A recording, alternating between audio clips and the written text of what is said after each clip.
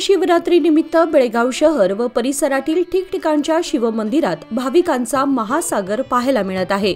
महाशिवरात्री निमित्त शहरातील जागृत देवस्थान, कपिलेश्वर, बिस्किट महादेव, मिलिटरी महादेव, कणबर्गी सिद्धेश्वर मंदिर आदी मंदिरे भाविकांनी गजबजून गेली आहेत। शिवाय महादेवाच्या दर्शनासाठी सकाळी 4 वाजल्यापासूनच भक्तांनी मोठी गर्दी केली होती। महाशिवरात्री निमित्त गर्दी होणार हे लक्षात घेऊन मंदिरांमध्ये भाविकांना दर्शनाची व्यवस्था करण्यात आली होती।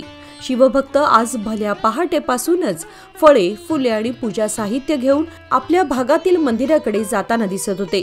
शिवनामाचा जप करणाऱ्या भाविकांनी प्रत्येक मंदिराचा परिसर फुलून गेला होता।